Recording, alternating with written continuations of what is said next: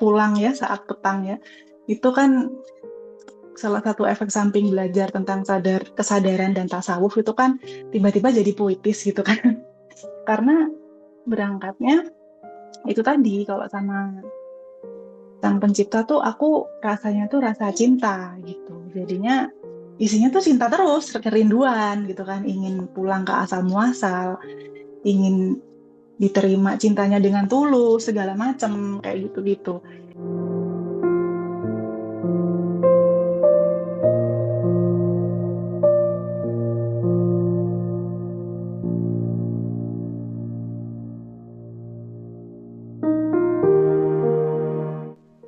Baik, Assalamualaikum warahmatullahi wabarakatuh. Bersyukur sekali malam hari ini.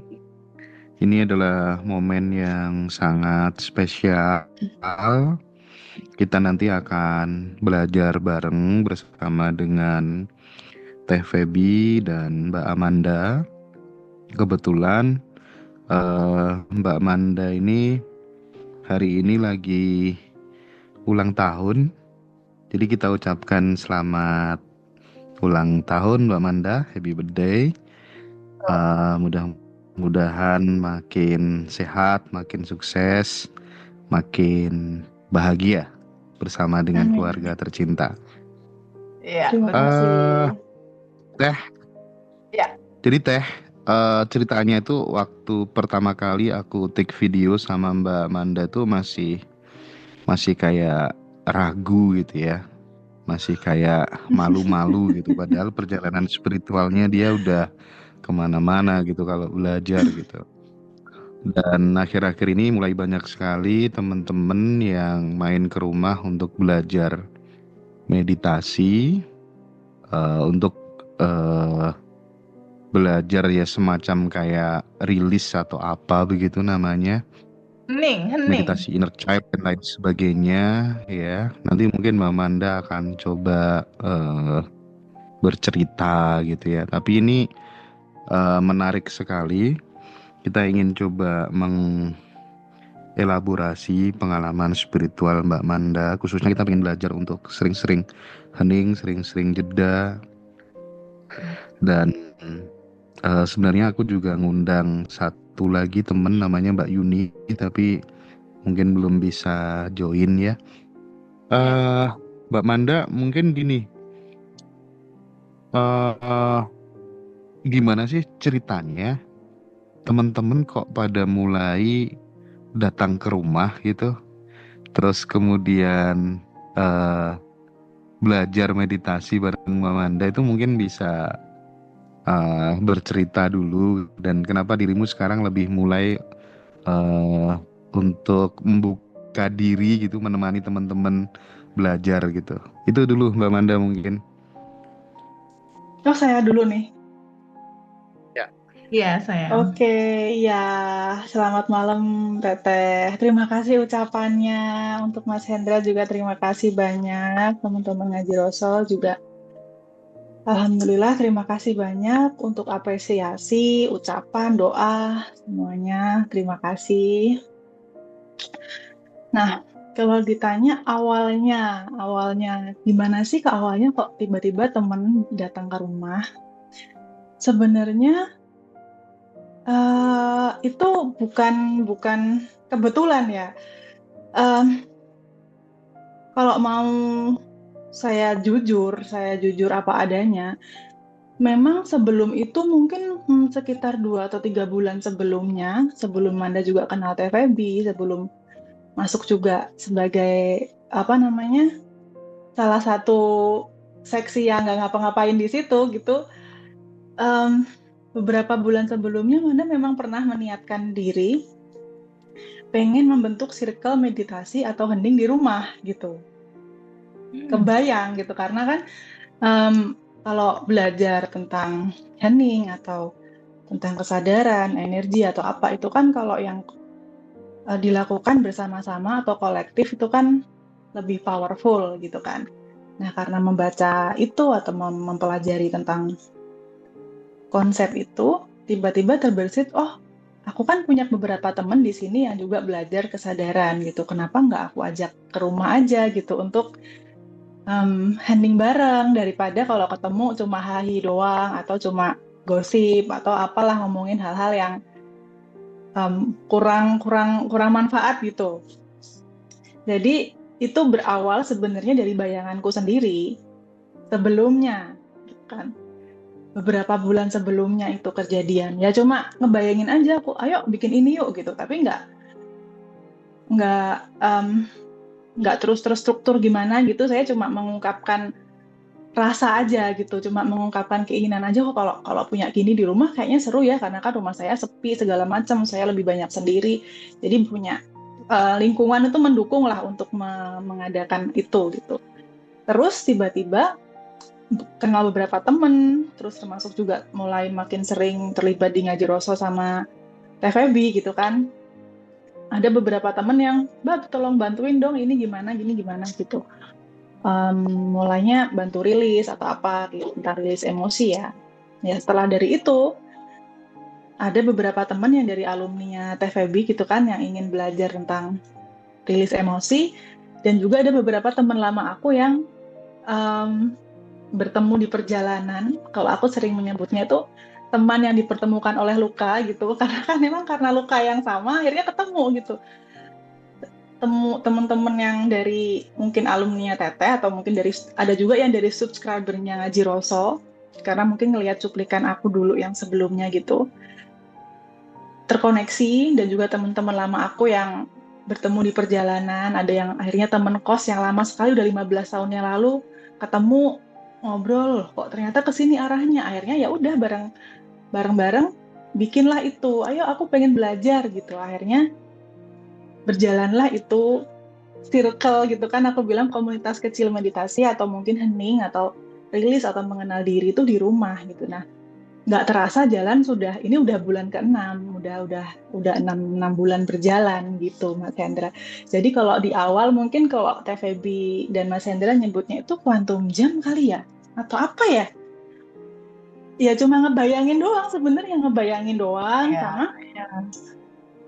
Karena udah ngerasa banget nih kayaknya seru deh kalau misalkan dilakukan bersama teman-teman gitu. Sebenarnya adanya Ngaji Roso Peduli yang juga aku inisiasi sama Mas Hendra sama aja, karena sebelumnya aku juga gitu. Kan Manda punya kegiatan sosial sendiri sebelumnya ya, udah dari tahun 2011-2012 yang anak asuh itu. Tapi kayak ngerasa kurang, karena kan dulu aku punya yang Sabtu Peduli itu tiap hari Sabtu kasih makan ke puluhan yang yatim duafa itu, karena kesibukan dan segala macam. Yang awalnya seminggu sekali jadi sebulan sekali, itu pun kayak ngerasa apa lagi ya, kayaknya aku pengen ada lagi hal yang sosial cuma yang lain gitu. Nah habis itu terus nggak lama ketemu sama Mas Hendra gitu, itu 2,5 tahun yang lalu gitu. Jadi ya cuma kayaknya semua tuh nggak karena tiba-tiba sih, karena memang aku udah kerentek dari awal pengen ini nih gitu. Termasuk yang meditasi ini sih, itu cuma menjawab bayanganku yang sebelumnya gitu. Gitu sih Mas Hen. Oke. Ini Nanti yang Teteh baru juga bisa tanya ya. Tapi ada sesuatu hal yang menarik Teh dari Manda ini, ketika kemudian Manda rutin sekali ikut kegiatan meditasi Vipassana di tengah-tengah mayoritas pesertanya itu orang Buddha semuanya gitu. Nah, artinya kan secara pluralisme itu Mbak Manda itu udah punya banyak bekal gitu. Kalau boleh tahu nih, Mbak Manda, mungkin teman-teman perlu tahu juga gitu. Kemana aja sih selama ini belajarnya gitu ya? Karena aku kalau nggak salah pernah sharing juga, pernah belajar langsung ke Sadguru juga gitu ya. Dan mungkin kabar gembiranya teman-teman ya, kayaknya aku dalam waktu dekat akan ketemu sama pengurus atau koordinator Sadguru Indonesia gitu ya. Ada kemungkinan Ngaji Roso akan dapat kesempatan untuk podcast di Malaysia sama Sadguru langsung gitu ya. Dan kabar gembira. itu nanti Mbak Manda itu yang nge-host pasti ya. karena bahasa Inggrisnya bagus gitu kan. Mungkin bisa diceritakan dulu Mbak Manda. Kalau awal-awal perjalanan masuk dunia persilatan itu tahun 2011 ya. Kalau aku kan sering bilang dunia persilatan tahun 2011 itu awal kenal tentang transformasi diri ya, mau motivasi atau transformasi hipnoterapi atau apa itulah. Dunia-dunia itu tuh tahun 2011. Awalnya saya mengenal teknik rilis emosi yang Sedona atau apalah sekarang yang disebut ya atau macam-macam itu juga tahun 2011. Dari situ baru belajar tentang sufisme. Kalau tasawuf juga dari tahun sama, tahun 2011. Lama juga, ya sampai hari ini masih belajar itu. Kalau yang set guru tuh tahun 2019. Tahun 2019 tuh saya mulai ikut yang meditasi intens itu mulai tahun 2011 memang. Di titik saya ikut set guru, habis itu Gede Prama, habis itu Thich Nhat Hanh yang meditasi inner child itu, terus habis itu yang vipassana tiap tahun gitu. Yang intens, memang yang paling intens tuh yang vipassana ya. Kalau vipassana kan tekniknya itu full meditasi dari pagi, jadwalnya ketat sekali dari pagi sampai jam 10 malam, itu isinya cuma meditasi doang gitu. Nah, memang saya itu termasuk pribadi yang agak aneh gitu, karena melakukan apapun tanpa riset gitu. Kayak misalkan ikut set guru, kenal waktu itu tahun 2019 awal, set guru belum seramai sekarang ya, masih nggak ada yang konten yang bahasa Indonesia, jadi full English.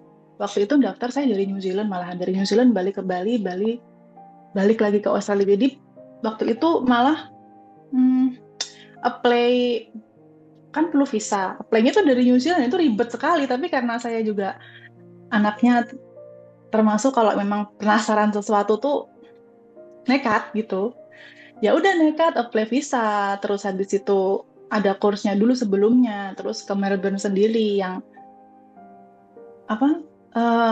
backpackeran gitu kan, yang nginepnya sekamar banyak orang, itu aku jabanin gitu hanya untuk datang gitu.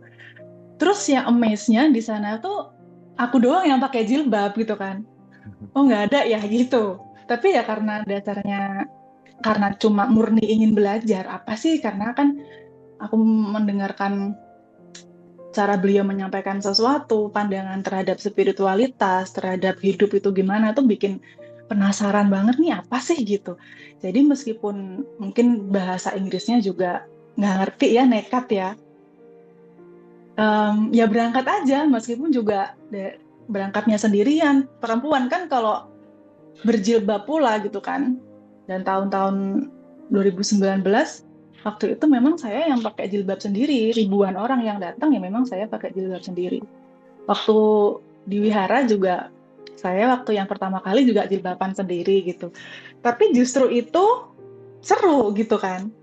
Saya sudah terbiasa untuk being lonely gitu kan, yang memang mengharuskan saya untuk sendiri. Ya udah, kamu memang harus berani sendiri menempuh jalan yang memang kamu yakini itu mengarahkan kamu ke pribadi yang lebih baik gitu. Karena juga tanpa riset, tanpa apapun, jalan ya jalan aja. Dan karena tanpa riset, jadi saya nggak punya ekspektasi apapun gitu. Jadi misalkan belajar vipassana, mungkin kalau yang lain kan progresnya atau mungkin stepnya tuh vipassana tuh apa sih? Dia cari tahu dulu, nanti efeknya seperti apa. Kalau belajar ini efeknya apa kan gitu biasanya normalnya person itu untuk learning something. Kalau aku nggak, memang dari dulu orangnya perasa sekali. Ikut ini kayaknya ini seru nih, ya udah ikut tanpa ekspektasi, tanpa tahu pembimbingnya siapa segala macam, ya udah berangkat gitu. Belajar apapun begitu. Kalau yang beda cuma set guru aja, karena taunya kan dari video ya, waktu itu kan belum ada set guru Indonesia, belum masuk, jadi all in English. Waktu di sana juga all English 3 hari dibimbing memang sama set guru langsung, ya all in English gitu. Dan me the only one with the scarf gitu, dan santai aja.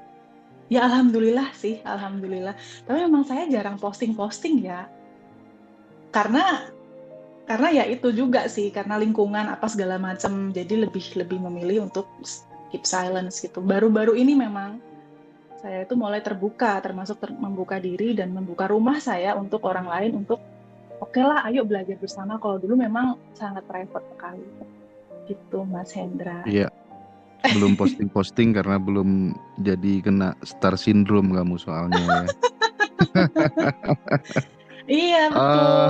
teteh, teteh, teteh, teteh kan selama selama ini kan kita kerja bareng sama Mbak Manda itu kan mungkin kualitas batin Mbak Manda yang paling terasa menurut teteh saat bekerja dan berjalan bersama di Abundant Revolution tuh apa sih teh yang mungkin bisa diungkapkan sama teteh sekaligus doa apa yang ingin teteh panjatkan di ulang tahunnya Mbak Manda kali ini? Iya, Mas Hendra, makasih banyak. Jujur, aku dipertemukan sama Manda kayak ketemu jodoh, Mas Hendra.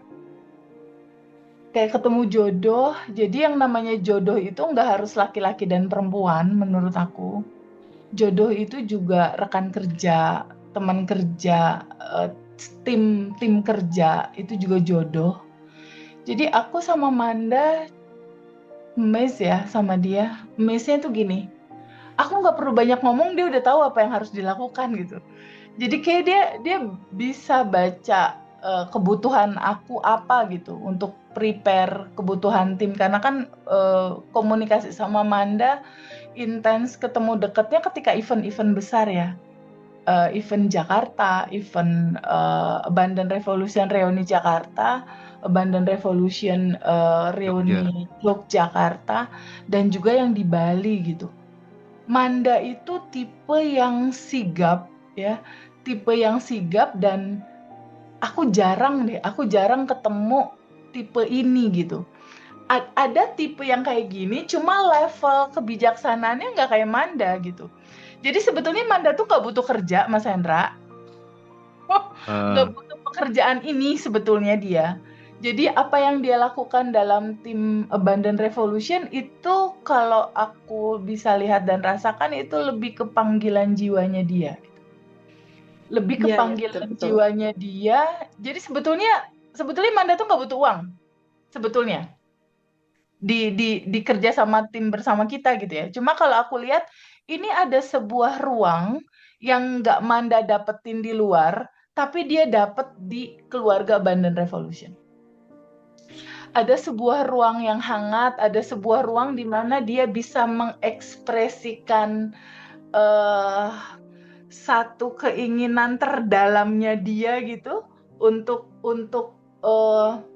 mengalirkan energi dia, mengalirkan cintanya dia, mengalirkan talentanya dia, mengalirkan passionnya dia. Nah, itu yang bisa aku bilang.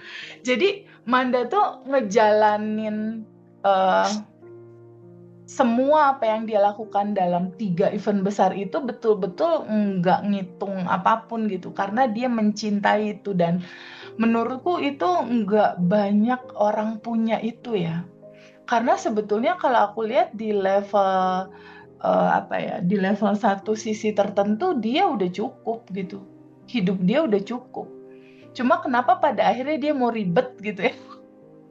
Mau ribet bantu ngurusin ini, mau ribet gitu dengerin cerita teman-teman, mau ribet meluangkan waktu, mau ribet ngeluangkan tenaga dan lain-lain. Itu karena dia memang punya cinta yang besar gitu.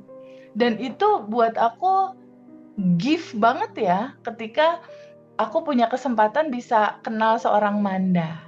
Cie. Terima kasih. tapi Tapi aku perlu mau di nambahin eh, eh, mau eh, mau eh, eh. mau nambahin ya Mas Hen. Eh, Memang bener sih yang kata Tete itu is not about money ya. Jadi kayak kata kuncinya memang tentang kasih dan sayang sih, tentang tentang itu. Karena kalau udah tersentuh meditasi atau mungkin belajar spiritual tertentu, tasawuf atau apapun itu, kita tuh perasaan cintanya tuh membuncah gitu loh. Gimana ya, pengennya tuh diekspresikan ya dengan keluarga Ngajiroso dan Bandar Revolution itu bisa meluapkan itu dari sisi Manda tanpa Manda tuh banyak tampil gitu kan dengan pelayanan yang sesungguhnya gitu. Dan ternyata aku sangat menikmati itu, dunia melayani itu aku sangat menikmati pesan sekali. gitu. Memang aku merasa sangat hidup tuh ketika aku melayani gitu sih. Itu Jadi sih Mas Kak. Ya. Hendra, lucunya, aku dan Manda tuh kayak punya satu titik yang sama. kalau Manda pernah belajar ke set guru, aku belajar sama Gese Michael yang dia adalah Gese. Gese itu adalah guru besarnya di Tibet, Mas Hendra. Jadi kita tuh kayak punya titik core yang sama. Jadi pada saat waktu kelas-kelas Gese Michael di Bali itu sekitar 1.000 orang ya, nggak salah 43 negara. Celek yang pakai kerudung ya gue sendiri pas difoto banyak. Lah, itu sendiri ya gitu.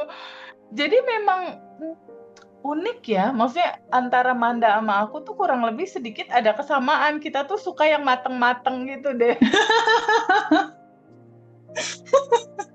Guru mateng ya, Gese Michael dia Iya, gitu. iya, Dan iya. sama-sama Betul, Buddhis betul, betul. kan, sama-sama Buddha. Kalau Enggak, Gese saya guru Michael itu Hindu teh. sahabatan banget sama Dalai Lama kan, karena dia 25 tahun di Tibet. Dan dialah orang Amerika satu-satunya yang dapat gelar Gese. Gese tuh kayak guru besar kayak di atas Kiai Haji gitulah. Gelar-gelar Buddhis tinggi juga itu Gese. Yang orang Amerika satu-satunya gitu. Jadi itu aku amazed banget gitu, kok bisa ya dia gitu, kok bisa ya keren gini ya gitu. Kekeh banget tuh pengen ketemu orang itu, sampai pada akhirnya aku ikut sekitar berapa Itu kelas sih? itu tahun 2019 juga ya, Teh? Sorry. 2018, 2019 ya, Oh, oke. 2018, 2019 sampai sebelum COVID. Semua kelas-kelas dia kalau dia ke Indonesia udah pasti aku datang. Nanti kalau dia ke Indonesia lagi udah pasti aku kabarin Manda itu. Kita berangkat. Jadi karena kita punya hobi yang sama, aku sama Manda cenderung apa ya? Aku nggak ngomong dia udah ngerti gitu. Apa yang harus terdelivery gitu. Jadi honestly sangat menyenangkan sekali gitu berteman sama seorang Manda. Gitu, Mas. Thank you. Oke, Gimana, oke, Mas? oke. Ya, tapi Mbak Manda, aku pengen kembali ya, lagi-lagi pentingnya jeda, pentingnya hening, supaya kita nggak sibuk ngegas terus gitu ya, ngejar duniawi terus gitu. Dan ini kan nanti kita kan bakal bareng juga kan di retreat nasional Ngaji Roso. Ada Teteh, ada Mbak Manda juga nanti akan bimbing meditasi inner child. Teteh juga akan sampaikan materi-materi yang mungkin akan sangat membantu teman-teman untuk memudahkan manifestasi. Terus nanti ada Cimimi dan ada Pak Wayan Mustika yang tentu akan banyak mewarnai retret ya. Sebenarnya apakah semua orang itu butuh meditasi, Mbak Manda gitu? Dan orang seperti apa sebenarnya yang sudah nggak butuh meditasi gitu? Oke, apakah semua orang butuh meditasi gitu ya? Jadi sebelum aku jawab ke situ, kayaknya Manda perlu menyinggung meditasi itu apa sih gitu. Sebenarnya kalau meditasi sendiri itu kan asalnya itu kan dari bahasa Latin, meditari, artinya tuh merenung. Sebenarnya itu ontologisnya gitu, arti gramatikalnya tuh meditasi tuh begitu. Merenung. Apakah semua orang butuh merenung? Ya butuh, sebenarnya sangat butuh sekali gitu. Sebenarnya kalau tanpa perenungan kehidupan dijalani juga kalau nggak terasa hambar, pasti juga kamu akan kelabakan dengan hidup yang penuh kejutan. Karena aku selalu bilang ke Mas Hendra dan ke semua orang di sekitarku, sepintar-pintar apapun kamu mengakali hidup, ngehack lah ya dengan teknik apapun lah, dengan manifestasi, dengan teknik afirmasi, mengakali dimensi, apa itu yang sisi yang lain, hidup selalu punya kejutan sendiri dalam kehidupan gitu. Ada aja yang nggak sesuai atau mungkin ada yang surprise gitu kan. Karena hal yang terjadi di luar dalam diri kita itu kita nggak akan pernah bisa ngontrol 100%. Kalau yang terjadi di dalam diri kita itu baru bisa kita kontrol. Which is itu sangat butuh perenungan, sangat butuh meditasi. Dan mungkin kalau dibilang mungkin kesalahan atau apa ya, kekurang tepatan dalam pandangan masyarakat itu meditasi itu diasosiasikan dengan agama tertentu gitu kan. Padahal arti gramatikalnya sendiri nanti bisa di googling sih, atau mungkin sekarang bisa di AI. Meditasi itu arti gramatikalnya memang dari bahasa Latin, meditari, artinya tuh merenung, masuk ke dalam diri untuk melakukan refleksi. Apakah itu perlu ya? Semua orang harusnya perlu dong. Kalau nggak gitu ya, gimana ya? Hidup tanpa perenungan tuh kayak masakan tanpa bumbu yang pas, jadinya ya kurang pas aja gitu. Entah jadi hidup rasanya jadi kayak struggle, jadi kayak susah, atau mungkin nemuin hal-hal yang tidak menyenangkan, kita akhirnya menyalahkan hidup, atau mungkin pola-pola berulang masalah yang terus datang terus kalau masalahnya gini-gini, cuma beda objeknya aja, tapi inti rasa dan emosinya tetap sama. Isu masalahnya itu tetap sama sebenarnya rasanya.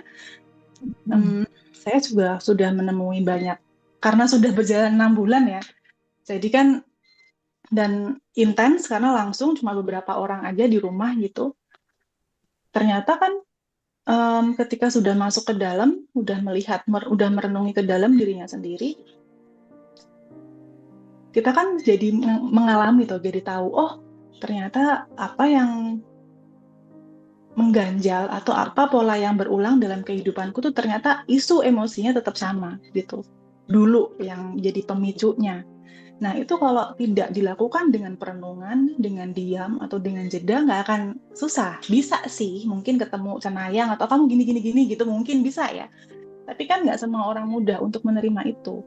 Tapi kalau misalkan dengan rela hati, dengan kesadaran dan kesiapan, dan kesadaran kerelaan hati untuk masuk ke dalam diri, itu sangat bisa dilakukan untuk menemukan akar masalahku tuh apa sih.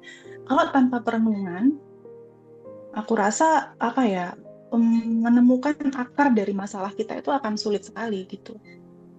Jadi jawabannya sudah sangat jelas. Apakah semua orang butuh meditasi gitu? Nggak usah diganti deh meditasi, ganti merenung atau refleksi atau masuk ke dalam dirinya sendiri.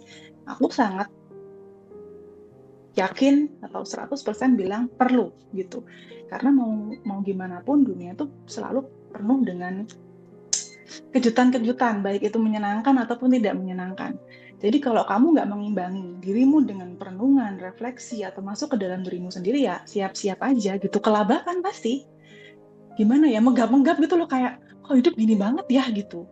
Kalau nggak which is kamu akan melekat sekali, jadi susah sekali untuk melepas apa yang kamu anggap menyenangkan. Yang kedua, kamu akan susah sekali menerima apa yang menurut kamu tidak menyenangkan. Nah, untuk mencapai dua itu, kamu butuh kesadaran, which is itu menyadari. Jadi kalau tidak ada kesadaran, untuk menerima dan melepas juga akan susah. Begitu. Jadi kuncinya tetap di menyadari ya, yang mana itu bisa dilakukan atau bisa didapat kualitasnya paling efektif dengan cara merenung atau meditasi.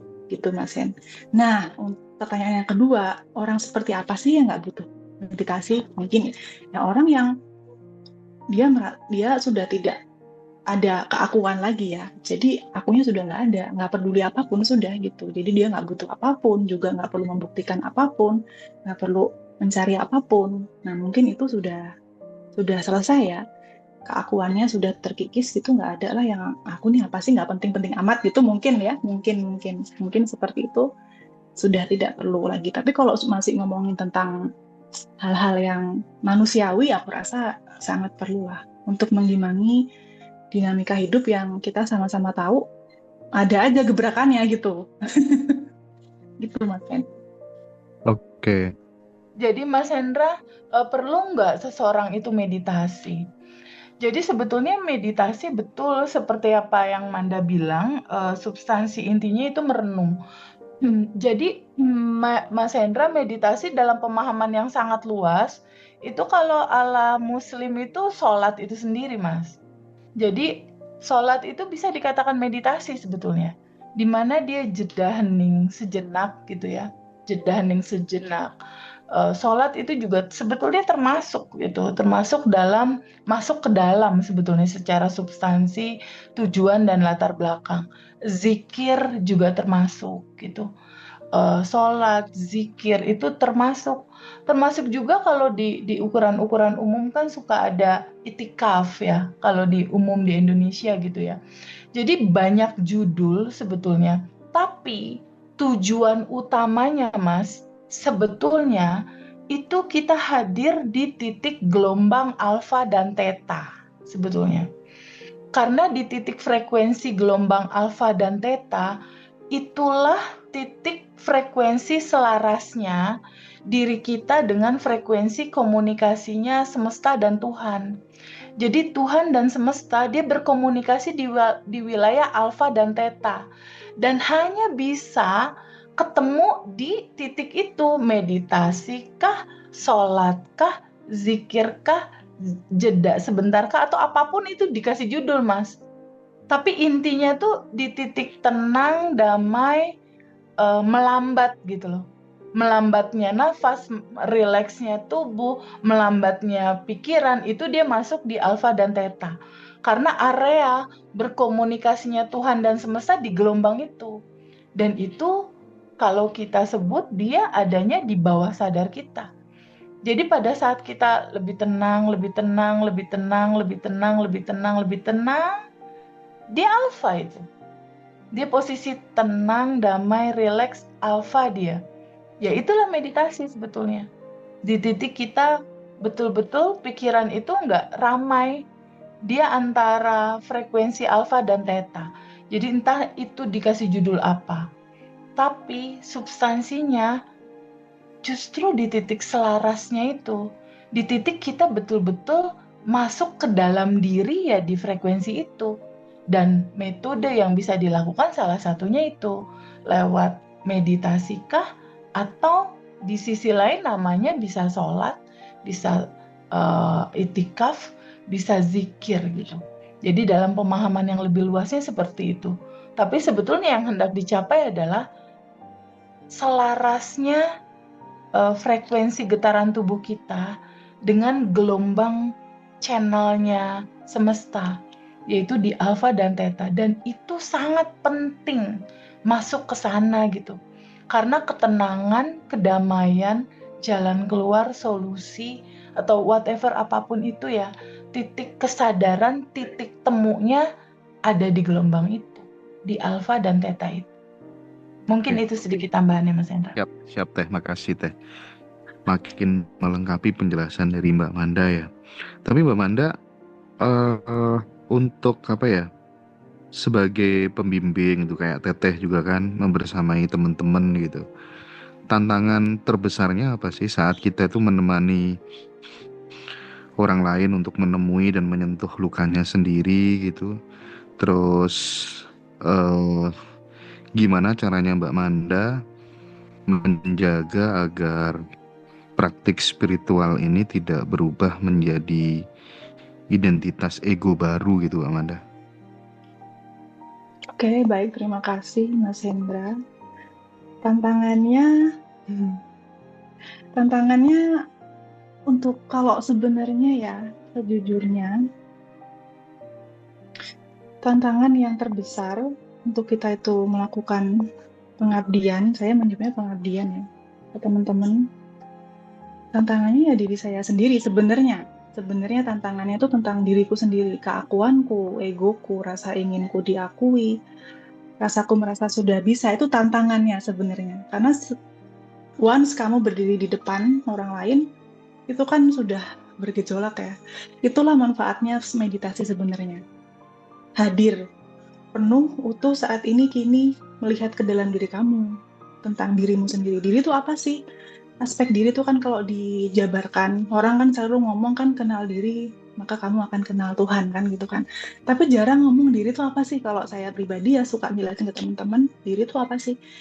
Diri itu paling nggak terdiri dari 5 ya lapisannya, tubuh fisik, pikiran, emosi, habis itu adalah kehendak atau nafsu, habis itu batin yang mengetahui. Batin yang mengetahui itu mungkin yang disebut kesadaran.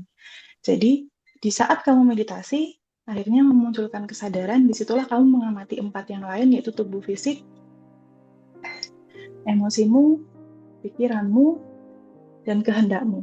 Di situ, kalau memang sudah kita terbiasa untuk mengamati 4 lapisan dalam diri sendiri, akhirnya ketika saya di depan pun, ketika saya ngomong pun, itu cepet sekali aku men-screening diriku sendiri. Oh, ini aku lagi keluar sombongnya, lagi keluar belagunya, lagi keluar apanya gitu, cepet sekali. Jadi tantangannya ketika aku berbicara di depan, membimbing teman-teman, itu tantangannya adalah diriku sendiri. Maka dari itu kan kalau aku membimbing teman-teman, semua rata-rata ya, semua testimoninya atau komentarnya teman-teman, kok setiap kali meditasi nggak ada yang sama. Maksudnya terasanya nggak ada yang sama, sensasinya nggak ada yang sama, yang saya utarakan juga nggak ada yang sama gitu. Pada tanya kan, kenapa gitu? Karena aku bilang, ya karena memang dari awal aku sudah menancapkan niat kalau ini bukan tentang aku. Jadi kalian hadir di sini, ketika aku mulai mau melakukan bimbingan itu, ya aku hening dulu gitu. Kalau aku kan berkomunikasinya pakai bahasa Jawa ya. Jadi Gusti Pangeran gitu, ini bukan tentang aku, ini tentang mereka. Jadi bimbing aja apa yang harus aku utarakan pada saat ini gitu. Jadi tantangannya tuh di situ untuk selalu in tune kalau it's not about me, ini bukan tentang aku, bukan aku pengen menunjukkan aku apa, bisa apa segala macam, tentang mereka. Jadi menolkan gitu kan, mengosongkan mensuungkan Amandanya aku di sini ini, di situ tantangannya. Kadang-kadang kan kita pengen terlihat bagus ya, atau mungkin terlihat gimana lah gitu, biar bimbingannya tuh biar nanti yang datang rasanya kayak gimana gitu, jadi kata-katanya dibikin apalah itu segala macam gitu. Kadang-kadang adalah kayak gitu, tapi karena itu manfaatnya salah satunya belajar meditasi intens, kita masuk ke dalam diri dan melihat lapisan-lapisan diri, jadi aku bisa ngerti, oh aku lagi gini, biasanya aku diem dulu. Nah ketika aku sudah kosong nih bukan tentang aku, akhirnya yang keluar itu ya yang dibutuhkan. Karena aku kok bilang, oh aku lagi ngerasa gini kok pas yang Mbak Manda omongin ini gitu, katanya teman-teman ya. Jadi tantangannya itu tentang diriku sendiri. Jadi semua aku rasa ya belajar spiritual apapun, perang terbesar adalah melawan dirimu sendiri, which is you versus yourself. Itu selalu gitu. Jadi tantangannya bukan tentang orang lain, tentang diriku sendiri. Gitu Mas Hen. Semoga menjawab sih. Oke, Gitu. berarti yang paling ditakuti oleh Mbak Manda di fase ini apa? Nah, nggak ada sih. Kalau yang lain-lain nggak ada ya. Yang paling aku takutin, aku sering sih dapat pertanyaan kayak gitu. Kan aku sering kemana-mana sendiri, jalan sukanya ke dalam kebun sendiri, tinggal juga tempat tinggalku sepi sendiri. Kok Mamana nggak takut ya gitu? Itu kan pertanyaan banyak orang ya. Memang aku bilang, aku memang nggak takut untuk yang di luar. Yang paling aku takutin itu adalah diriku sendiri. Dengan kebodohanku, kesombonganku, ketidaktahuanku, kelalaianku, dan sejenisnya, dan ketakutanku sendiri. Jadi yang paling aku takutin aku sendiri, yang lain nggak sama sekali. Kalau ngomong, nggak takut sama Tuhan, enggak. Kalau aku sama Allah tuh jatuh cinta, bukan takut. Jadi beda gitu. Jadi rasanya juga beda. Kalau yang aku takut, karena yang aku lakuin di rumah dan ke teman-teman itu adalah pengabdian, yang mana ini bentuk sayangku gitu ya, bentuk kasihku ke teman-teman untuk aku pernah di posisi itu. Jadi yang aku share itu kan, yang aku bagi itu cuma membagi ini loh yang aku saripati dari aku belajar. Kalau memang kita mau agak lebih ringan dengan cara seperti ini loh gitu. Jadi karena itu semua adalah bentuk cinta, nggak ada ketakutan. Karena apa ya, aku nggak ada ekspektasi dan keinginan apapun. Kamu mau hadir ya silahkan, aku cuma guessing tamu sebaik mungkin. Berefek bagus alhamdulillah, enggak juga nggak apa-apa, aku nggak rugi apapun gitu, karena dasarnya cinta kan, it's not transaksional gitu. Mungkin kalau emang aku mau mengesankan sesuatu, aku ada ketakutan, karena enggak ya ini lebih challenging untuk aku dengan keakuanku sendiri gitu, jadi nggak ada yang aku takutin sih. Mau lanjut alhamdulillah, enggak juga nggak apa-apa gitu. Oke. Kalau Teteh sendiri gitu, nanti mungkin Mbak Manda juga bisa ikut jawab gitu ya. Mungkin ada nggak kalimat yang bisa disampaikan buat sahabat-sahabat yang sedang berjuang untuk menyembuhkan dirinya sendiri gitu? Apa yang ingin disampaikan Teteh gitu, karena tadi sempat disampaikan di awal, ketika kemudian kita sudah merasa penuh di dalam itu, tak lain dan tak bukan, yang butuh kita lakukan adalah pelayanan, pengabdian apa yang aku bisa lakukan untuk sesama, dan itu banyak teman-teman yang sudah mengalami hal itu kan. Gimana Teh? Betul, betul. Betul banget Mas Hendra gitu. Jadi jika latar belakangnya itu adalah kasih yang sangat besar gitu ya, yang kita rasakan dari dalam, buat aku pribadi ya, dari pengalaman aku, eh, jatuh bangunnya kehidupan aku, perihnya perjalanan hidupku, terpuruknya aku di 2019, bingung, takut, cemas, dan pada akhirnya di momen setelah itu mulai bangkit, bangkit, bangkit, bangkit, bertemu kebahagiaan, bertemu kesadaran, bertemu kebahagiaan, pulih, menemukan cinta, recovery, sampai waktu terakhir Mas Hendra, waktu awal-awal Mas Hendra telepon aku kan itu udah selesai tuh, semua cerita kekhawatiran, kebingungan, keresahan, bertemunya kesadaran tuh udah selesai di titik itu. Jadi pada saat di titik momen ketenangan itu mulai kerasa, ya Allah, ini indahnya perjalanan kesadaran ini, itulah yang jadi sesuatu yang pengen di-share kan. Jadi substansi inti yang nggak akan pernah berhenti untuk dialirkan adalah sebuah fase perjalanan di mana aku sama Mas Hendra juga mungkin sama, kayak nggak berhenti-berhenti ingin menyampaikan ke teman-teman semua untuk sembuh dari luka, untuk mengalami kebahagiaan, itu sangat bisa gitu. Jadi kayak ingin mendelivery sebuah cerita bahwa ini caranya sangat simpel sekali gitu. Sangat simpel sekali. Cukup teman-teman menyadari, cukup teman-teman mulai ketemu titik kesadaran gitu. Kesadaran tentang apa? Kesadaran tentang seperti yang tadi Manda cerita. Kita butuh loh untuk hening, kita butuh loh untuk merenung, kita butuh untuk masuk ke dalam, bahwa sebetulnya apa yang kamu cari nggak ada di luar. Itu tuh yang kayak pengen disiarkan gitu sama aku gitu, bahwa apa yang kamu cari dalam semua permasalahan kamu, solusi-solusi kamu tentang apa yang menurut kamu saat ini memberatkan hidupmu, itu nggak ada di luar, ada di dalam. Itu satu. Kedua, ketika kamu menginginkan sesuatu, apa yang kamu inginkan, itu pun nggak ada di luar, ada di dalam gitu. Di titik kamu mengizinkan untuk terbuka, menyadari dan mengizinkan kesadaran ini muncul di dalam benih-benih di hatimu dan di dalam benih-benih kesadaran. Sebetulnya kan solusinya simpel banget Mas Hendra. Cuma butuh keputusan batin aja untuk menyadari bahwa oke, aku mau berubah nih. Aku mau menyadari tentang bagaimana sih sebetulnya diriku, keberadaanku, kesadaran ini membawa hidupku gitu. Seperti yang tadi Manda bilang, cerita diri kita itu tidak hanya sekedar tubuh fisik ini aja ternyata. Kita tidak hanya sekedar tubuh fisik ini aja. Coba pelan-pelan untuk menyadari bahwa kamu melampaui tubuh. Kamu tuh melampaui tubuh. Jadi dua kabar gembira deh yang sepertinya nggak akan pernah bosen-bosen untuk aku selalu pengen sampein ke teman-teman.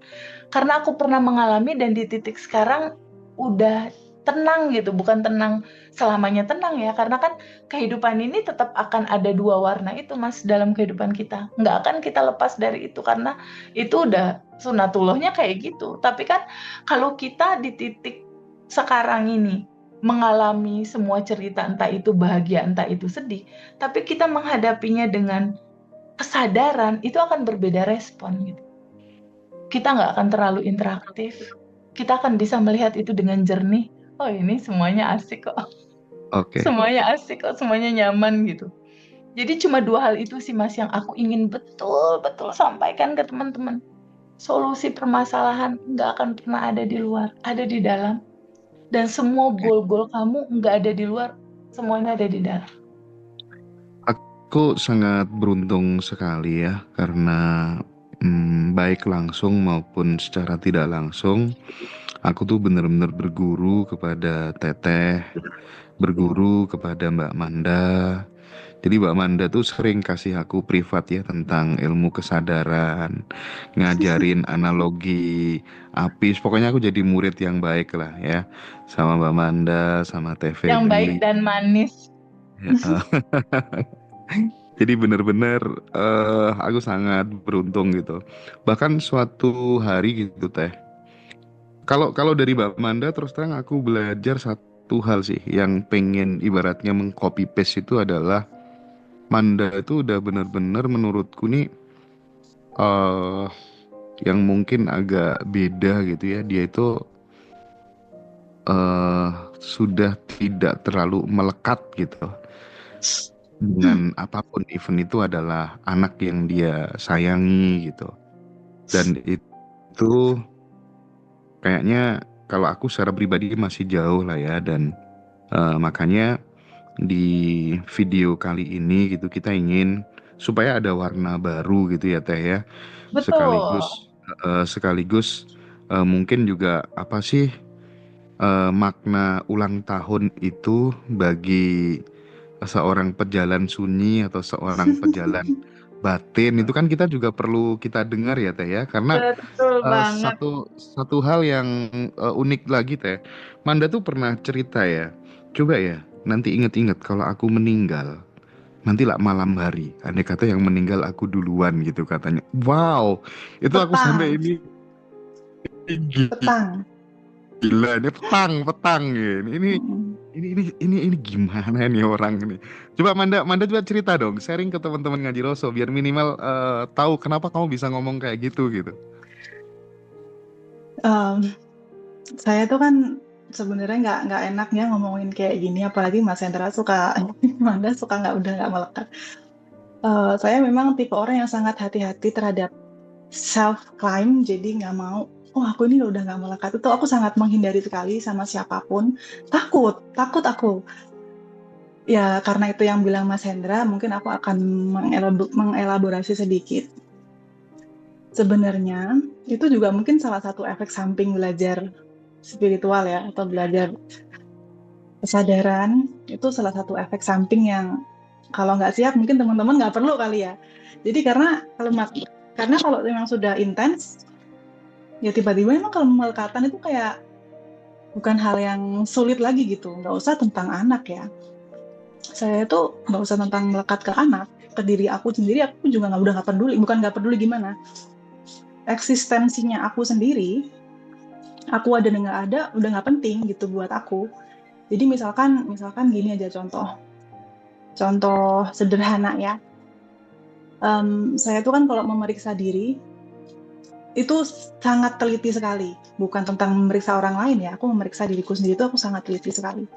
Contohnya gini aja, kayak aku membuka ruang untuk teman-teman datang ke sini gitu, ke rumah maksudnya ya. Itu pasti aku periksa, ini aku mau apa ya, motifnya apa ya, ini ada unsur aku nggak di dalamnya segala macam gitu. Lebih banyak keakuannya atau memang ini untuk orang lain gitu. Tuh aku periksa terus gitu, karena aku nggak mau terjebak di aku ingin dilihat ada, karena itu tujuan menurut aku ya, tokoh-tokoh kan sendiri-sendiri. Tujuan orang belajar spiritualitas atau kesadaran itu tujuan yang paling akhir itu adalah untuk menghilangkan keakuan itu pasti. Jadi kalau untuk goal apa itu ya memang ya karena Manda sudah melewati itu ya tahun-tahun 2011, jadi aku udah nggak ngomongin itu, bukan berarti Manda nggak mengalami fase itu pun aku udah pernah ngalamin pengen apa kejadian, karena semua yang Manda nikmati sekarang, tempat tinggal, kendaraan, pasangan, whatever it is, itu semua dari imajinasi doang sebenarnya. Tapi karena Manda sekarang di titik yang ya itu sudah terlewati, jadi udah nggak terlalu seneng ngomongin itu gitu, ngomong yang lain gitu kan. Nah, untuk saat ini ya memang aku yang paling gencar banget ya tentang kemelekatan, ketidakmelekatan. Bukan kalau untuk pasangan, anak, kalau orang tua atau apa itu kan aspek di luar diri ya. Which is menurutku itu sangat mudah sekali untuk dipahami kalau nggak perlu melekat gitu. Orang tuh kan kalau nggak kita yang meninggalkan, kita yang ditinggalkan itu kan pasti. Pasti itu cuma masalah waktu aja kalau nggak kita yang ninggalin mereka gitu, kita yang akan ditinggalkan gitu. Itu cuma masalah waktu. Jadi kenapa rasa takut sedihnya itu kita nggak bahas sekarang, karena itu pasti kejadian, itu bukan hal yang nggak akan mungkin terjadi, itu pasti, itu kepastian. Jadi aku sama pasanganku, sama orang terdekatku, untuk ngomongin perpisahan, kehilangan apa atau apa itu udah biasa, gitu. Bukan kalau mungkin untuk orang umum itu kayak tabu ya, kok kayak gitu diomongin gitu. Kalau saya udah biasa, karena itu sudah pasti. Nah, kalau untuk diriku sendiri, aku lebih ekstrim lagi gitu. Misalkan aku pengen nulis buku gitu. Aku sampai bilang ke pasanganku atau ke teman-temanku, aku lagi diserang rasa haru yang luar biasa gitu. Karena aku baru menemukan apa gitu, membaca apa, terus melihat apa gitu, ternyata kan baru menyadari, oh kok ternyata aku pengen melakukan ini, itu karena aku pengen menunjukkan kalau ada sedikit rasa ingin diakuin kalau aku tuh berhasil melalui masa kecil aku atau apa dengan ingin menulis buku atau memberikan apa ke orang lain segala macam. Nah itu aku sudah diserang rasa penyesalan yang sangat luar biasa loh. Ternyata Amanda itu si ono toh gitu kalau kata orang Jawa ya. Ternyata keakuanku yang ingin disebut Amanda yang berhasil itu masih ada toh. Itu aku bisa sangat nangis terseduh-seduh yang menyesal sekali. Kok ternyata aku masih di situ gitu. Padahal kan tujuanku tuh pengennya aku nggak ada pun aku nggak masalah gitu. Jadi aku dalam hati ya, jadi mendoakan hal yang sangat mungkin komunikasinya yang sangat intim ya. Jadi aku bilang, insya Allah tapi kan pakai bahasa Inggris, ini di bahasa Indonesia kan, ya Tuhan misalkan emang apa yang aku inginkan gitu kan, mau itu menulis, punya komunitas sosial atau komunitas meditasi atau apapun itu, kalau itu menggelincirkanku gitu kan, menjadikan Amanda ini ada gitu kan, maksudnya keakuanku tuh muncul atau malah bertambah, nggak usah dikabulin nggak apa-apa, it's okay, I'm fine with it gitu kan, nggak masalah. Kalau emang nanti itu malah jadi ngelincirin aku, it's okay, nggak usah dikabulin karena nggak penting, aku nggak mau di situ. Tapi kalau emang itu nanti terwujud dan aku tetap menjadi diri Amanda yang menuju ke kesejatian, yaitu cinta sejatiku itu adalah sang penciptaku, ya nggak apa-apa dikabulin. Tapi kalau emang nanti memunculkan keakuan, nggak usah dikabulin deh, nggak apa-apa gitu. Jadi deklarasi itu tuh komunikasinya aku serius gitu untuk mendengungkan itu. Nah kalau untuk tadi yang pulang ya saat petang ya, itu kan salah satu efek samping belajar tentang kesadaran dan tasawuf itu kan tiba-tiba jadi puitis gitu kan. Karena berangkatnya itu tadi, kalau sama sang pencipta tuh aku rasanya tuh rasa cinta gitu. Jadinya isinya tuh cinta terus, kerinduan gitu kan, ingin pulang ke asal muasal, ingin diterima cintanya dengan tulus segala macam kayak gitu-gitu. Jadinya yang dulu sama sekali nggak bisa menulis, nggak bisa ngomong, nggak bisa segala macam, tiba-tiba bisa. Tiba-tiba tuh sangat puitis sekali gitu. Jadi puisi yang aku tulis tuh adalah pulang esok petang gitu. Karena itu nggak bisa, kalau udah dapatnya itu ya udah muncul tiba-tiba tulisannya begitu gitu. Jadi memang aku sangat merindukan pulang saat esok petang. Itu kenapa kok aku selalu bilang beberapa nanti coba ini ya diperhatiin. Pasti aku nanti kalaupun aku sudah berpulang nanti pasti di saat petang ya senja gitu. Jadi Aduh. untuk kematian pun aku nggak takut itu sih. Yang aku paling takut adalah aku kehilangan diriku sendiri. Itu yang paling aku takutin. Gitu. Oke. Jadi it's not for everyone ya. Banget It's ya. not for everyone. Iya. Teh, gimana Teh? Coba dong Teh respon sedikit Baru dong, dengar setelah nih ini ya Teh, Mbak maaf Yuni ya yang agak-agak respon. aneh ya Teh. Enggak, aman. Mas Hendra, kalau dalam sisi aku makna ulang tahun itu justru satu momen di mana momen waktu di titik kita bertemu titik kesadaran bahwa sudahkah kita semakin dekat gitu dengan kesadaran itu. Itu momen ulang tahun sebetulnya. Hari demi hari semakin mendekat, semakin mendekat, semakin mendekat, semakin sadar, semakin sadar gitu. Bahwa seperti apa yang Manda bilang, kalau aku mungkin mirip kayak gitu, tapi sudut pandangnya Mas Hendra, emangnya ada yang lahir, ada yang pulang? Iya. Kalau aku justru nggak melihat ada dua sisi yang berbeda gitu. Pada saat suamiku meninggal, suamiku ada, nggak ada yang pulang, nggak ada yang pergi sebetulnya. Semua hanya energi yang eksis sebetulnya. Jadi melihat kematian, kelahiran di titik tertentu di kesadaran aku, nggak ada yang lahir, nggak ada yang meninggal. Eksis, semua ada dalam energi tanpa batas saja gitu.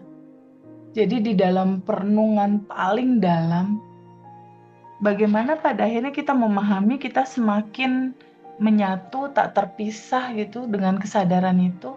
Dan ya memang hal yang perlu menjadi sebuah kesadaran adalah lepasin semua rem aja gitu. Lepasin aja semua. Emosi, keinginan, udahlah lepasin, nggak usah ada keinginan, nggak usah.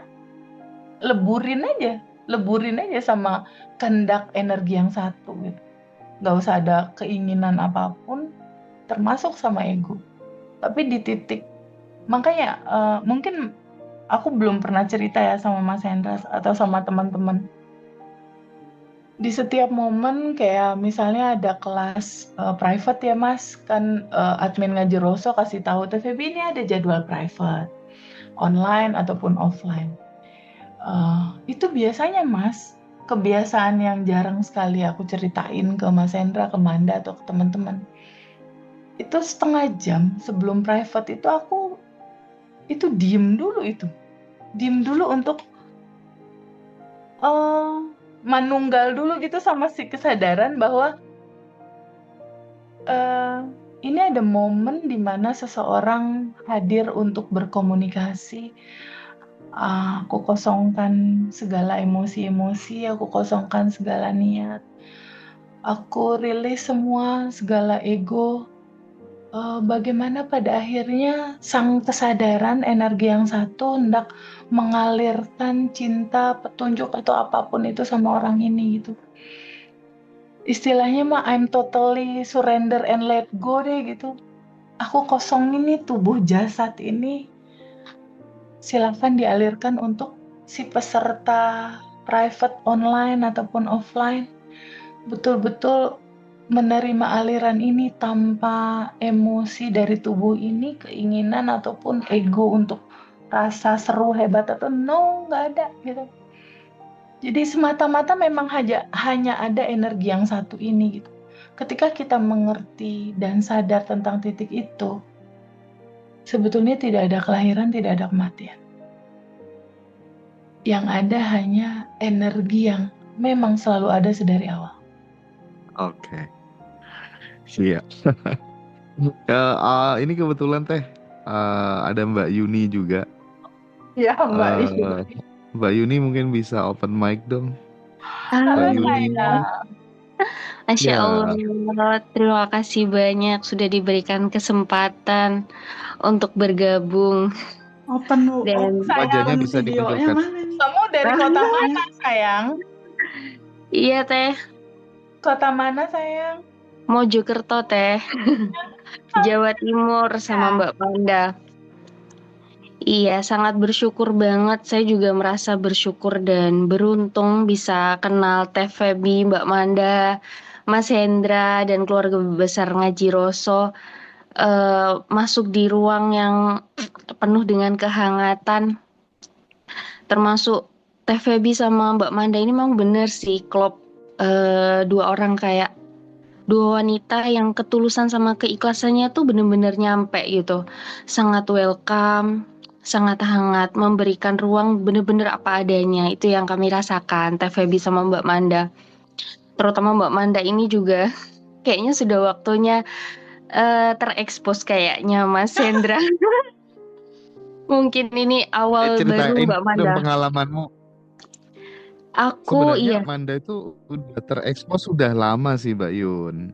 Udah Oh, lama, cuman dia kayak masih setengah hati gitu kan. Setengah hati. sepenuh Aku hati mau kalau sebenarnya kameranya Mas, tapi begini. memang enggak. Banyak Oh syarat gitu. aja dia. Banyak Nah, syarat. coba Iya. ceritain dong Mbak Yuni selama berinteraksi dengan Mbak Manda selama ini kan pernah main ke rumah juga gitu. Iya. Gimana?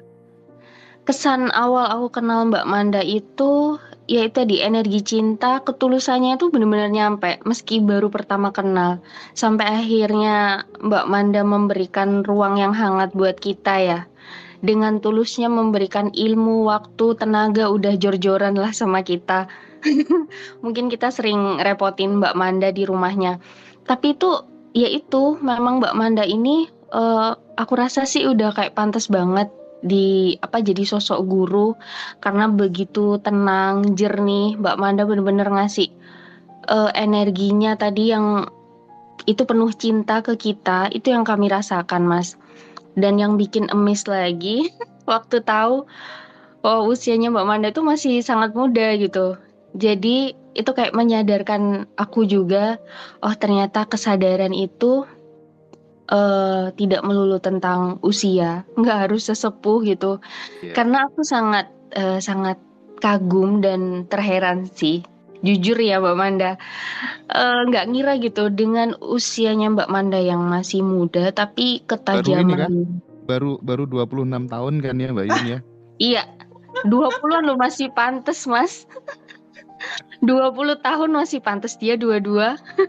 Kayaknya Besar mungkin kepala orang Mbak yang Yun. biar Mbak Manda itu ini Mbak apa berkenan mencurahkan semuanya untuk jiwa yang lebih banyak lagi Mbak Manda. Karena aku aja mungkin aku yang paling nggak rajin ya, muridnya Mbak Manda yang paling nggak rajin untuk datang ke rumahnya Mbak Manda. Padahal Mbak Manda itu memberikan waktu, tenaga, semuanya bener-bener free.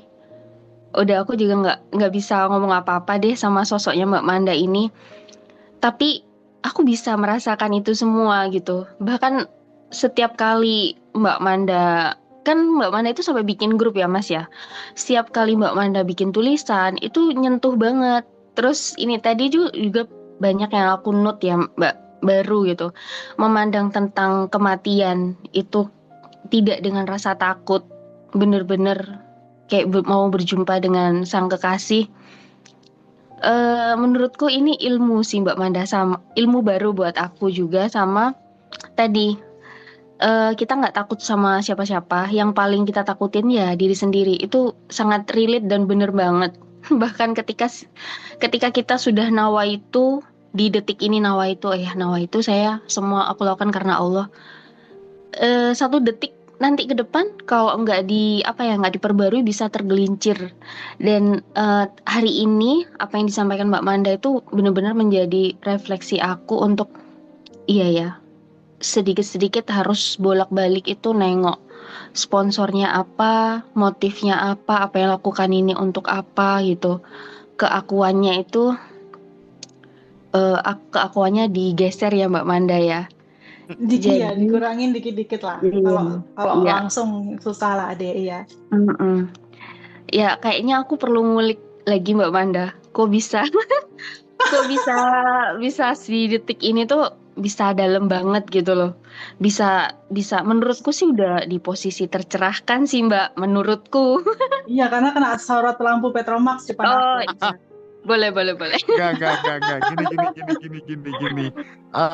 Gimana sih Manda caramu untuk meminimalisir ego ketika mendapatkan pujian yang bertubi-tubi dari Mbak Iya. Yuni kayak tadi itu gimana gitu, Mbak?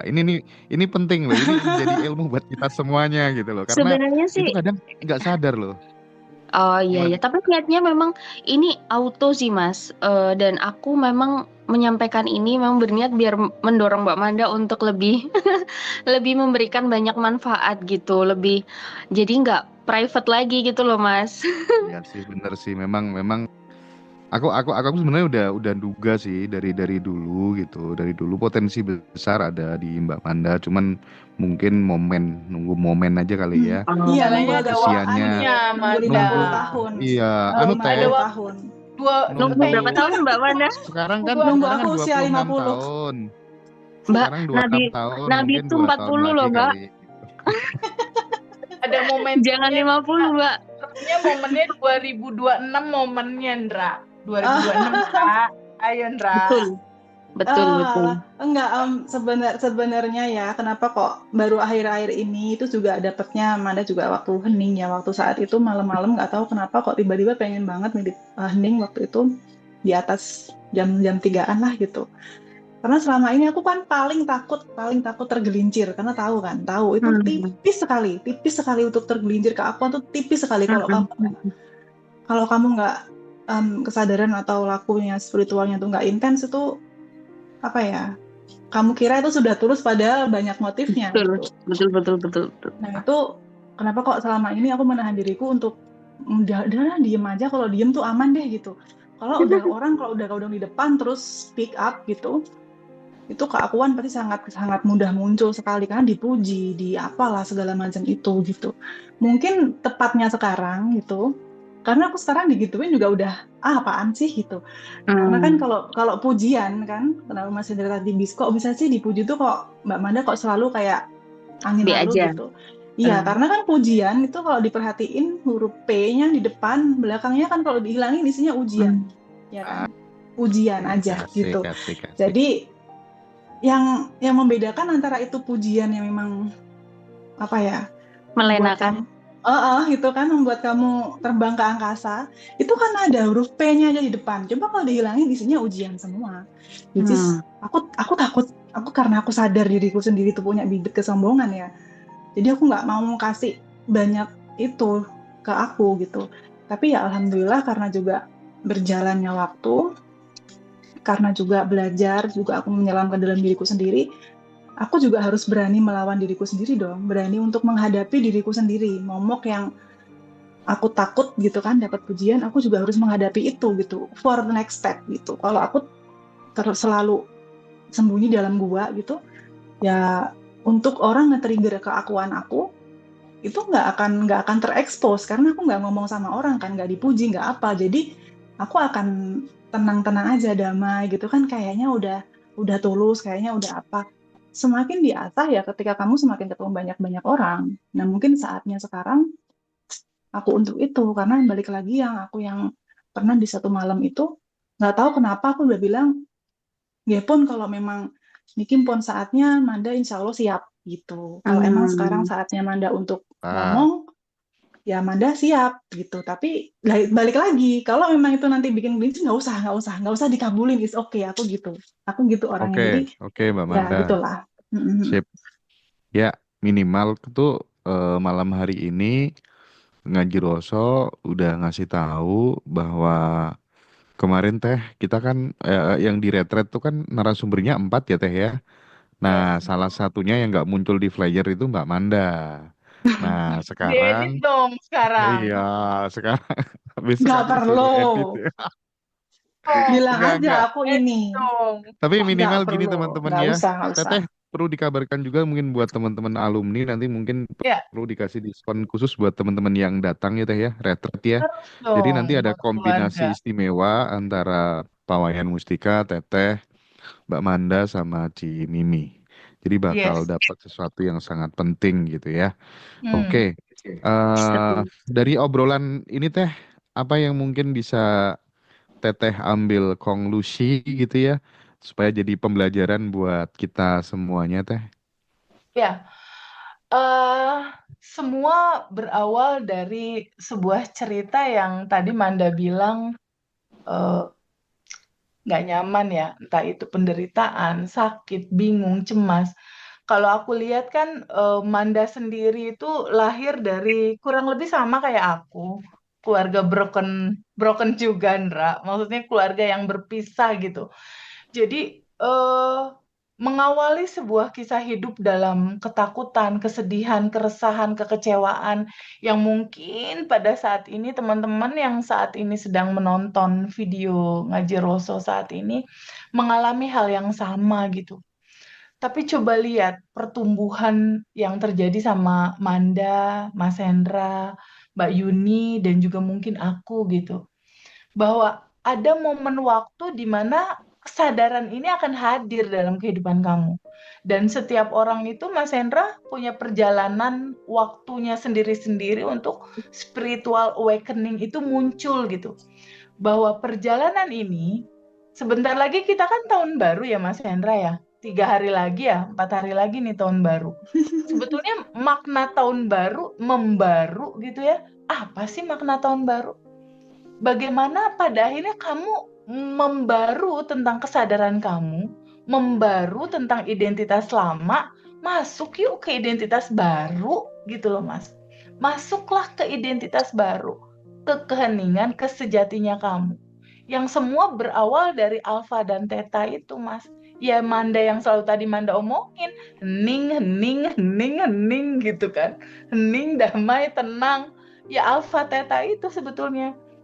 Jadi semua fase dalam hidup teman-teman saat ini, entah teman-teman sekarang sedang merasakan semua rasa apapun itu, pahami dan sadari lagi mau diperbaiki loh bajunya, lagi mau diperbaiki loh kualitas dirinya, lagi betul-betul mau menuju ke kesadaran gitu.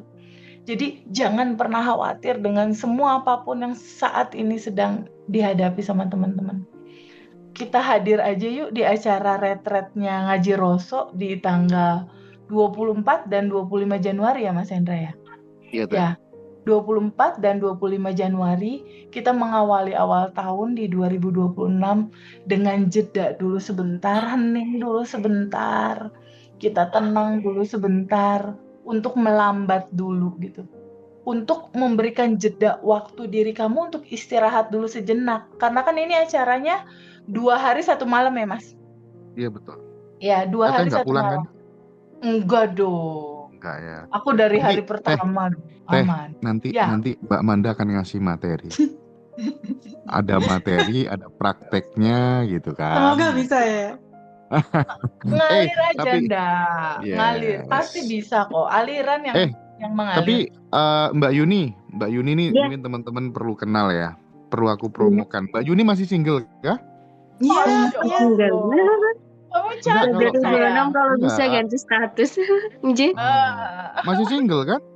Iya, masih single Mas Indra. Iya. Aku tuh punya temen ya. Temen sepantaran lah sama aku gitu. Oh ya, Juga masih single sih, barangkali Bisa, jodoh bisa. gitu kan. Boleh, Bisa, boleh. bisa. Mbak Yuni nih Boleh. kerja jadi perawat di salah satu rumah sakit di Mojokerto teman-teman. Kalau punya Non medis sih Mas, saya di manajemennya. non-medis. Ya, Oh, manajemen ya. iya. Bagi ini ya, bagi ibu-ibu yang punya anak masih Cek Joko, ganteng, pinter ya, nanti mungkin bisa lah ya, Mbak Boleh. Yuni. Recommended Selama ini lah ya. memang nggak mikirin itu sih memang Mas. Oh gitu Udah ya. recommended, Habis ini recommended. 2026 gas. mikirin udah. Iya, Kita boleh, terima undangan boleh. ya, Yun. Iya, siap Teh. recommended pokoknya. Iya, siap. Mbak Manda, Iya. Mbak Manda terakhir dong, Mbak Manda. Tadi Apa? Teteh sempet sempet Manda ternyata juga mengalami penderitaan keluarga yang broken home. Seberapa menderita sih ndak kamu waktu kecil gitu sebagai penutup Oke. video kita malam ini gitu. Oke. Kalau ngomongin penderitaan sebenarnya aku juga banyak stoknya ya. Kalau ada teman-teman yang kesini tuh mau lomba penderitaan kayaknya aku masih top 3 lah sebenarnya kalau ngomongin penderitaan, apalagi masa kecil ya. Contohnya kalau broken home oke lah ya. Aku sebelum bisa genap berjalan orang tua aku udah pisah, dan habis itu dengan segala macam itu dramanya. Nah, apalagi mama aku baru tahu sekarang, oh ternyata yang karakter kayak gitu namanya MPD ya gitu kan. Jadi memang beliau kayaknya begitu gitu, dengan segala macam ciri-cirinya begitu. Jadi bisa kebayang dong, yang udah pisah, habis itu ikut mama karakternya begitu. Contohnya gini aja. Jadi aku bisa speak up sekarang, ngomong, jangankan Zoom ya, jangankan ke teman-teman, ke beberapa teman. Dulu aku untuk defense myself, aku nggak bisa ngelakuin itu untuk membela diriku sendiri, untuk ngomong perasaan aku, emosi aku tuh nggak bisa. Jadi aku dulu menggambarkan diriku sendiri tuh udah kayak TV layar datar yang emotionless gitu, nggak ada emosi sama sekali. Karena dari kecil sudah disetting gitu kan, udah dikondisikan oleh orang tua aku untuk nggak bisa mengungkapkan emosi. Ceritanya gini, ini yang cerita mamahku sendiri ya. Ini aku bukan dalam rangka untuk membuka apa aib atau no, it's not aib, itu kenyataan. Orang kalau ngomong kesadaran tuh yang diomongin adalah kenyataan. Kalau nggak kenyataan nggak usah didengerin ya, karena kita ngomong yang nyata-nyata aja gitu. Nah, kenyataannya waktu itu mamaku lagi pulang ke Indonesia, kita ngobrol gini-gini, ketemu sama anak aku. Oh, anak kamu ternyata ini ya agak-agak rewel ya, nggak kayak mamahnya. Mamahnya dulu penurut, nggak pernah minta apapun, nggak pernah minta tolong, selalu iya, selalu nurutin apa kata orang tua yang baik-baik lah gitu. Nggak pernah nangis, itu salah satu cirinya. Gitu. Oh emang gitu mah, iya gitu. Karena kamu tahu nggak, dulu waktu kamu kecil, kalau kamu nangis, nama todongin silet di mulutmu, kamu nangis nggak? Kalau nangis aku silet nih. Itu pakai silet beneran mah, aku tanya gitu kan. Ya iya, biar kamu takut, biar nggak jadi nangis gitu. Jadi bisa kebayang ya gimana depresnya Amanda kecil dulu, nangis aja nggak bisa guys. Jadi jangankan yang lain, emosi yang dasar anak kecil which is itu sedih adalah crying, aku nggak bisa ngelakuin itu karena memang nggak boleh, karena di bawah ancaman gitu. Jadi untuk seorang Amanda sekarang bisa ngomong di Pemisah Ngaji Rasul, atau mungkin kemarin kayak di reuni bait dengan ratusan orang, itu pencapaian yang menurut aku manifestasi yang terbesar dalam hidup aku gitu. Karena jangankan ngomong, dulu aku nangis aja nggak boleh. Jadi bisa kebayangkan gimana aku suppress emosinya. Dan jalan spiritual, kesadaran termasuk, dan meditasi salah satunya yang inner child itu saving my life gitu. Jadi aku nggak bullshit ya, itu bukan teknik yang aku sendiri nggak coba terhadap diriku sendiri. Jadi aku sudah aplikasikan itu, dan ternyata orang-orang yang datang ke rumah itu juga mengalami yang mirip-mirip gitu. Ternyata punya kisah masa kecil yang ternyata isunya yang sama, meskipun nggak sama persis ya, tapi secara benang merahnya di tentang luka masa kecil itu gitu. Kenapa kok akhirnya tersambung gitu. Nah itu salah satu contoh yang nyata, yang mana itu pengakuan dari mamaku sendiri. Jadi bisa kebayang untuk nangis aja nggak bisa, apalagi yang lain banyak. Nanti kalau diceritain, jadi sampai besok pagi nggak kelar-kelar penderitaannya apa aja. Tapi itu salah satu contoh yang untuk hal yang dasar aja aku nggak bisa gitu. Nanti ini aja lah, nanti kita ngonten bareng waktu di retreat sama Teteh aja, sama Mbak Yuni. Mbak Yuni datang nggak nanti di Jakarta? Datang Insya dong. Allah, Insya Allah. Ya, energi teman-teman. tarikannya ya, luar biasa. Terima kasih. Terima kasih banyak buat Teh Feby yang senantiasa, pokoknya Teteh tuh guru terbaik yang ngajari gimana caranya mem-VVIP-kan orang lain gitu ya. Jadi aku belajar banyak dari Teteh, belajar untuk tidak melekat juga dari Mbak Manda, belajar santun juga kayak Mbak Yuni gitu ya. Masya Allah. Dan sebentar lagi bakal dapat jodoh terbaik yang tampan dan mapan gitu ya. Oke ya, makasih banyak ya teman-teman semuanya. Makasih Teteh, makasih Mbak Yuni, makasih Mbak Manda, Mas Hendra Ngaji Rasul. Thank you. Terima kasih ya semuanya. Bye-bye.